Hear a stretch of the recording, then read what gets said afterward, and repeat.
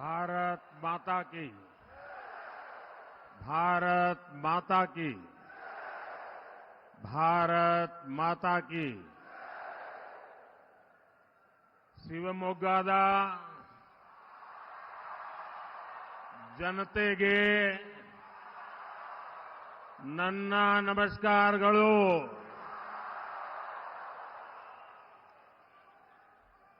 मैं शक्ति स्वरूपा सिगंदरू चौड़ेश्वरी देवी के चरणों में श्रद्धापूर्वक प्रणाम करता हूं. हम सभी के लिए आपका ये प्यार, आशीर्वाद, जन समर्थन की ये लहर कर्नाटका के कोने कोने में बीजेपी को मिल रहा अपार जन समर्थन,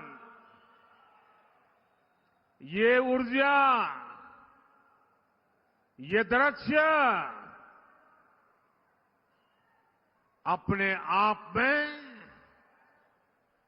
ऐसा लग रहा है कि पूरा मैदान ऊर्जा से भरा हुआ है.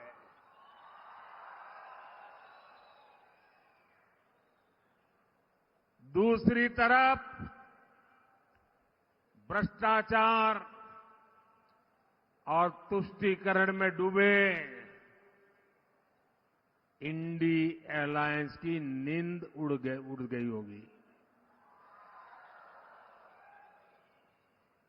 और शिवमोगा तो खास तौर पर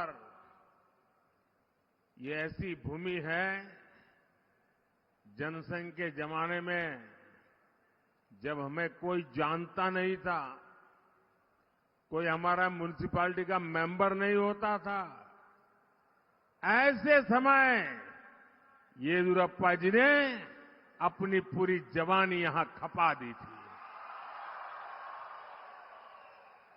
ये उनकी तपोभूमि रही है. इस क्षेत्र की, कर्नाटका की हर सीट से मोदी का डेवलपमेंट एम्बेसडर को हमें चुन करके दिल्ली भेजना है. आपको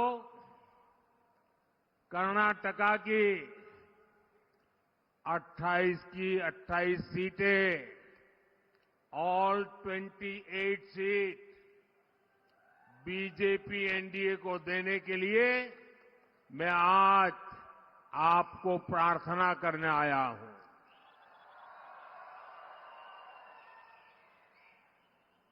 4 जून को 400 पार, 4 जून को 400 पार के मिशन में कर्नाटका की आप सभी मतदाताओं की बहुत बड़ी भूमिका है. और इसलिए आखिर करे 400 सीटें की बात क्यों कर रहे हैं हम? ये 400 सीटें क्यों? विकसित भारत के लिए 400 पार, विकसित भारत के लिए, विकसित भारत के लिए, विकसित कर्नाटका के लिए, विकसित कर्नाटका के लिए, गरीबी कम करने के लिए, गरीबी कम करने के लिए, आतंक पर प्रहार करने के लिए, भ्रष्टाचारियों पर कार्रवाई के लिए, किसानों की समृद्धि के लिए, युवाओं के नए अवसर देने के लिए ಈ ಬಾರಿ 400 ಮೀರಿ, ಈ बारी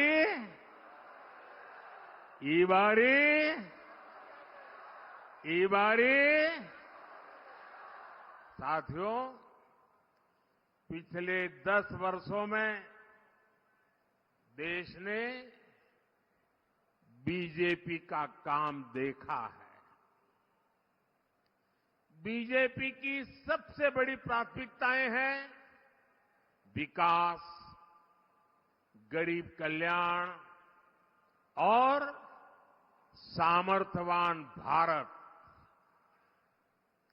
वहीं दूसरी ओर कांग्रेस है।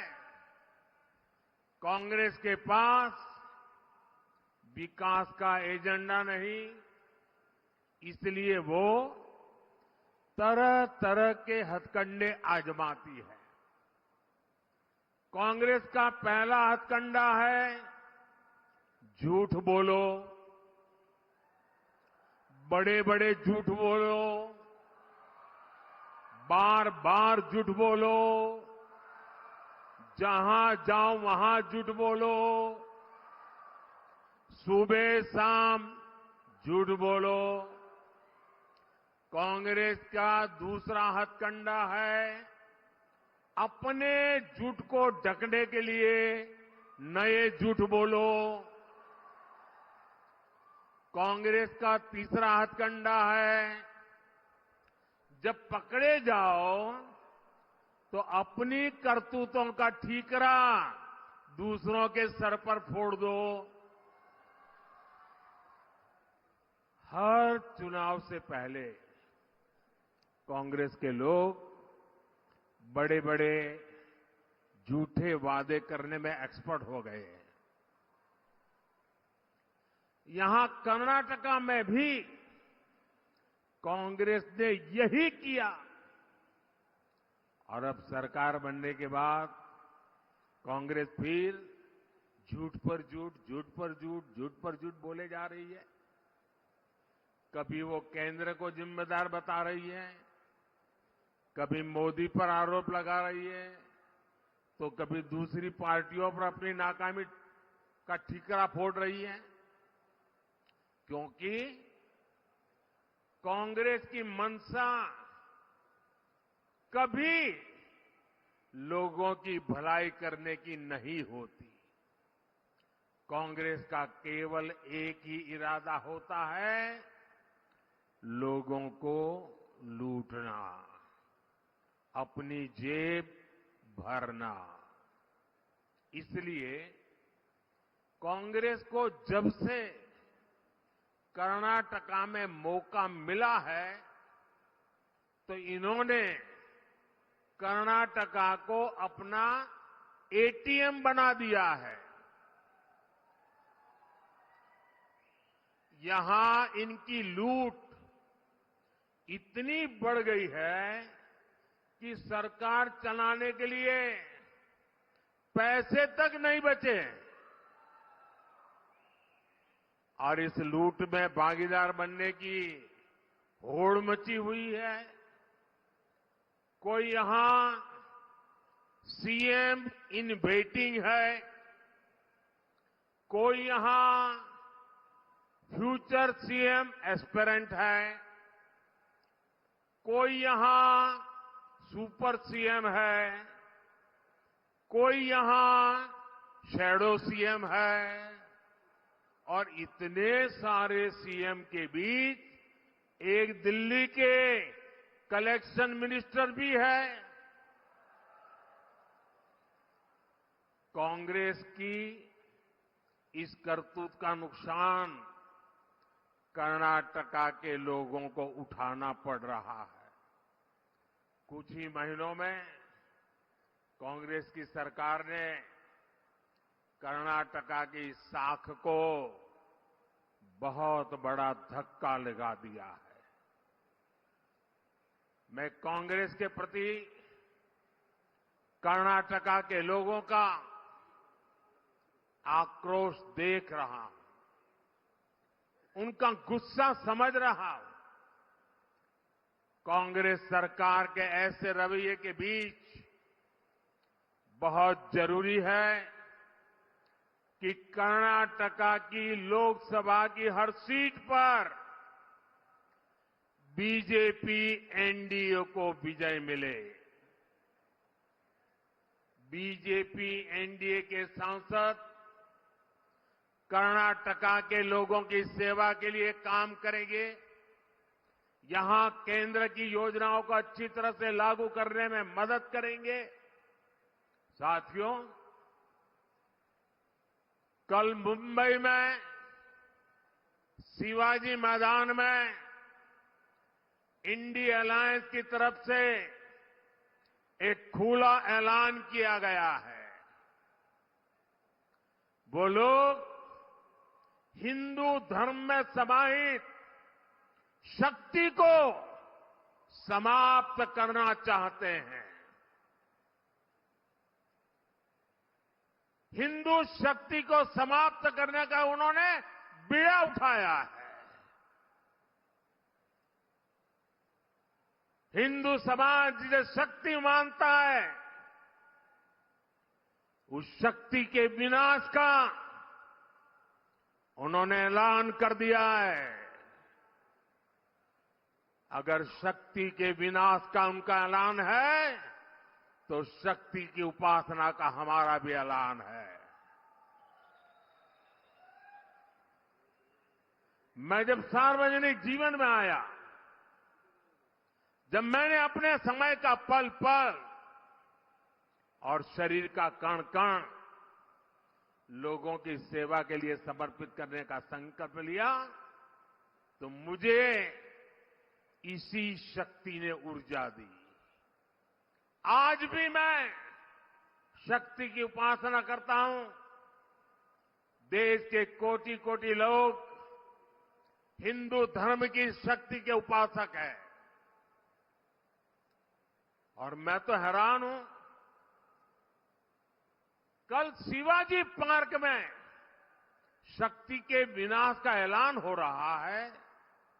जब मैंने सुना तो मैं सोच रहा था, बाला साहब आप ठाकरे जी, बाला साहब ठाकरे जी, उनकी आत्मा को कितना दुख पहुंचा होगा।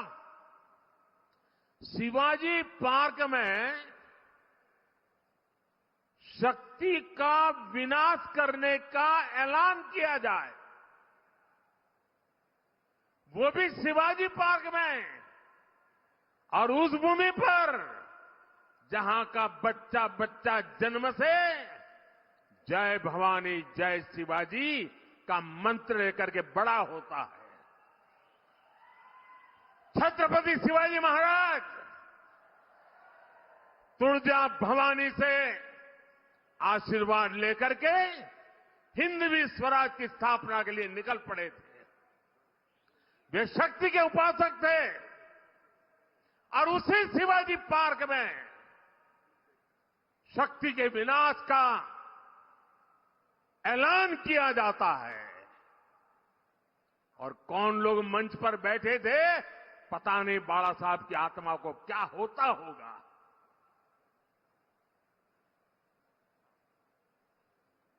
शक्ति का विनाश करने की सोच, साथियों, मेरे लिए देश की नारी भी इसी शक्ति का प्रतिबिंब है। इसलिए हमारी सरकार की योजनाओं में सबसे ज्यादा प्राथमिकता नारी शक्ति को दी जाती है। आजादी के बाद आज तक किसी सरकार ने नारी शक्ति पर इतना बल नहीं दिया जितना हमारी सरकार ने दिया है। और इसलिए ही जब चंद्रयान वहां पहुंचा जहां कोई नहीं पहुंचा था, तो हमने उस स्थान को शिव शक्ति पॉइंट का नाम दिया। कई पॉलिटिकल जानकार कहते रहे हैं कि नारी शक्ति मोदी की साइलेंट वोटर है, लेकिन मेरे लिए देश की नारी शक्ति वोटर नहीं, बल्कि मां शक्ति स्वरूपा है। नारी शक्ति का यही आशीर्वाद मेरा सबसे बड़ा सुरक्षा कवच है। हम तो हमेशा से कहते आ रहे हैं, या देवी सर्वभूतेषु शक्ति रूपेण संस्थिता नमस्तस्यै नमस्तस्यै नमस्तस्यै नमो नमः। इसी भावना के साथ हम मां भारती की भी पूजा करते हैं। इसी भावना के साथ हम मां भारती की शक्ति उसे बढ़ाना चाहते हैं।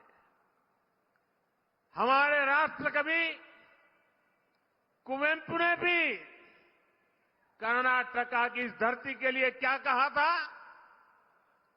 कुवेंपु जी ने कहा था, मंत्र कणा, शक्ति कणा, ताई कणा, देवी कणा।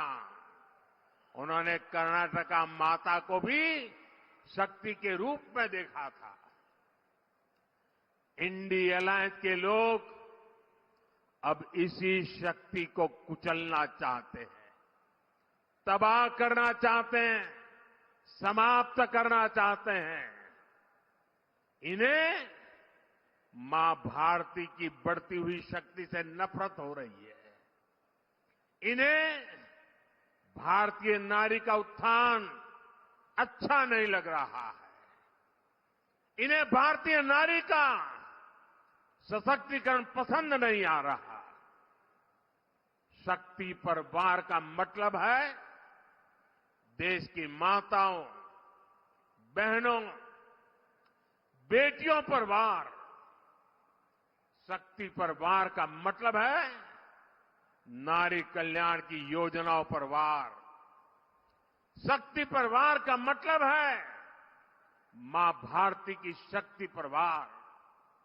ये शक्ति ही है जिसके अवतरण से भारत की भूमि से आतंक और अत्याचार का अंत होता है। इंडी अलायंस ने, कांग्रेस ने इसी शक्ति को ललकारा है। कांग्रेस को इसका जवाब देश की हर महिला, हर बहन, हर बेटी देगी, शक्ति का हर उपासक देगा। 4 जून को इन्हें पता चल जाएगा कि शक्ति को ललकारने का मतलब क्या होता है। साथियों, कांग्रेस सत्ता हासिल करने के किसी भी हद तक जाने वाली पार्टी है, लेकिन अंग्रेज तो चले गए, लेकिन कांग्रेस ने अंग्रेजियत वाली मानसिकता नहीं छोड़ी। बांटो और राज करो, वो अपनी विरासत कांग्रेस को देख करके गए हैं। कांग्रेस ने पहले देश को बांटा, जाति में बांटा, समुदाय में बांटा, धर्म, क्षेत्र और भाषा के आधार पर लोगों को बांटा और सत्ता हासिल करने के लिए कांग्रेस ने देश का बंटवारा भी कर दिया। लेकिन फिर भी बांटने वाली इस मानसिकता वाली कांग्रेस को इतने से संतोष नहीं हो रहा है। अब कांग्रेस फिर से देश को बांटने वाले खतरनाक खेल भी खेलने लगी है। अभी अपने इस मंसूबे पर भी खुलकर बोलने लगे हैं। अभी हाल ही में कर्नाटका के कांग्रेस सांसद ने देश को एक बार और बांटने का बयान दिया है। ऐसे सांसद को पार्टी से निकाल फेंकने के बजाय कांग्रेस पार्टी उसका बचाव कर रही है। कर्नाटका ऐसी राजनीति और ऐसे षड्यंत्रों को कभी सफल नहीं होने देगा। कर्नाटका की धरती का ऐसा अपमान करने वाली कांग्रेस को इस लोकसभा चुनाव में चुन चुन करके साफ कर देना चाहिए। करेंगे ना? करेंगे ना? जरा दोनों हाथ ऊपर करके बताइए, करेंगे ना? चुन चुन करके साफ करेंगे ना?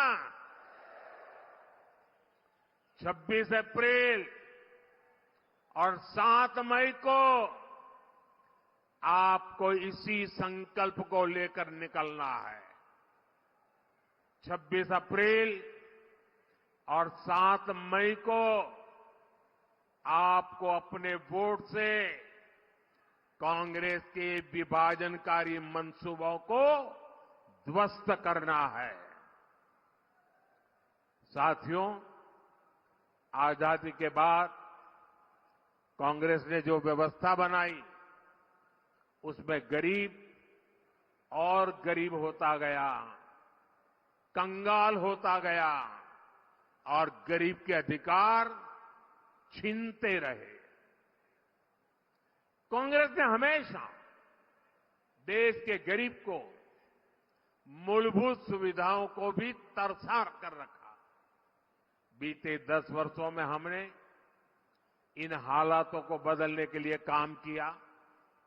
पिछले 10 वर्षों में भारत के 25 करोड़ लोग गरीबी से बाहर हुए हैं।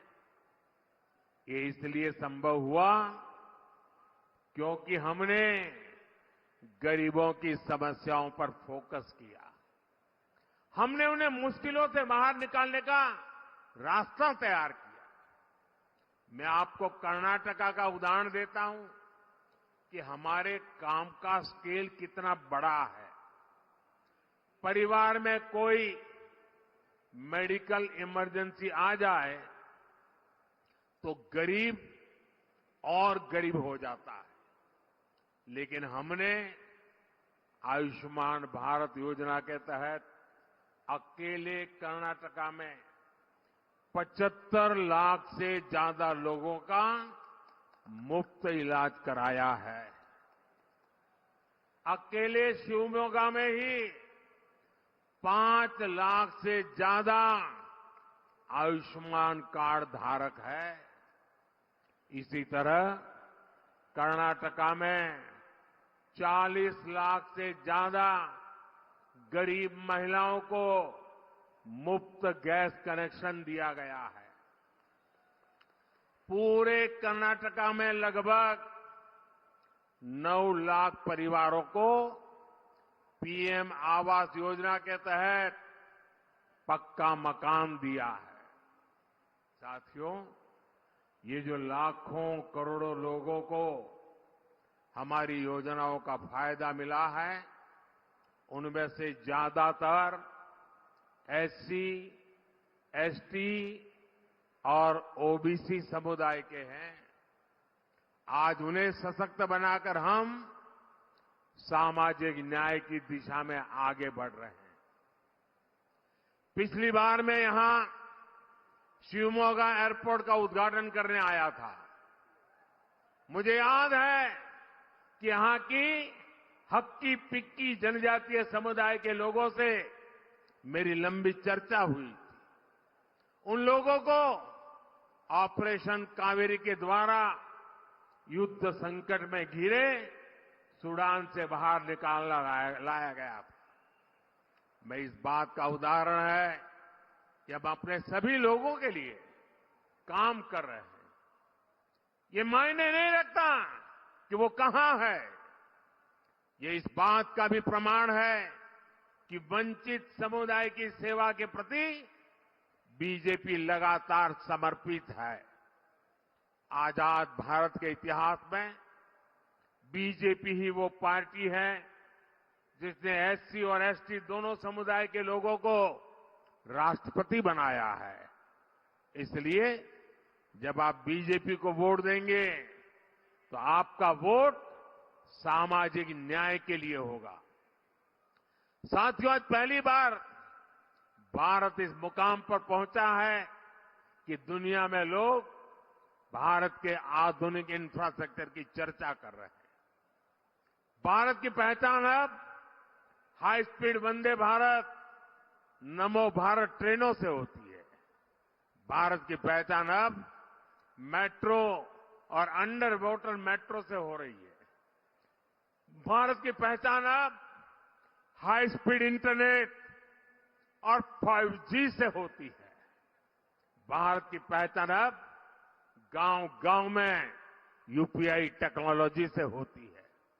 भारत की पहचान अब ग्रीन कॉरिडोर और एक्सप्रेस वे से होती है। बीजेपी की केंद्र सरकार कर्नाटका में भी इसी विकास अभियान को बढ़ावा दे रही है। यहां तुमकुरू और शिवमोगा के बीच नेशनल हाईवे बन रहा है। हमारी सरकार इसके निर्माण पर 6,000 करोड़ रुपए से ज्यादा खर्च कर रही है। इससे इस इलाके की पूरी तस्वीर बदल जाएगी। शिवमोगा और बेंगलुरु पहुंचने में लगने वाला समय 2 घंटे कम हो जाएगा। करीब 100 करोड़ रुपए की लागत से शिवमोगा के पास कोटेगंगूर को कोचिंग डिपो भी विकसित किया जा रहा है। शिवमोगा शहर में 2 रेलवे ब्रिज भी बनाए गए हैं, जिससे यहां के लोगों को बहुत सुविधा हो गई है। शिवमोगा, सागर जंबागरू और तलगुप्पा स्टेशनों को अमृत स्टेशन भी बनाया गया है। यहां की रेल सुविधाओं का कायाकल्प हो रहा है। साथियों, अगले 5 वर्षों में विकास के इस अभियान को और गति मिलने वाली है। अगले 5 वर्ष देश उन फैसलों का गवाह बनेगा जो पहले कभी नहीं हुए। अगले 5 वर्षों में ही भारत दुनिया की तीसरी अर्थव्यवस्था बनेगा। अगले 5 वर्षों में गरीब कल्याण की योजनाएं 100% लोगों तक पहुंचेगी। जिसे अब तक पक्का घर नहीं मिला, नल से जल नहीं मिला, आयुष्मान कार्ड नहीं मिला, सबके घर तक एनडीए सरकार पहुंचेगी। अगले 5 वर्षों में युवाओं के लिए अवसरों के नए द्वार खुलेंगे और ये रास्ता 26 अप्रैल और 7 मई को आपके वोट से पक्का होगा। 26 अप्रैल को उडुपी चिकमंगलूर सीट पर श्री कोटा श्रीनिवास, दक्षिण कन्नड़ा सीट पर कैप्टन ब्रिजेश चौटा और बेंगलुरु रूरल सीट पर डॉक्टर सीएन मंजुनाथ, इनके लिए बड़ी संख्या में वोट डालने हैं। इसके बाद 7 मई को शिवमोगा की सीट पर श्री बी.वाई. राघवेंद्र और दावणगेरे में श्रीमती गायत्री सिद्धेश्वर को भारी मतों से विजयी बनाना है। मुझे विश्वास है कि 4 जून को कर्नाटका की हर सीट पर विकास का कमल खिलेगा। लेकिन इसके लिए मैंने तो बहुत गारंटी दी, आपको मुझे गारंटी देनी होगी कि हर पोलिंग बूथ में कमल ही कमल खिलेगा। खिलेगा, खिलेगा, कमल खिलेगा, कमल खिलेगा।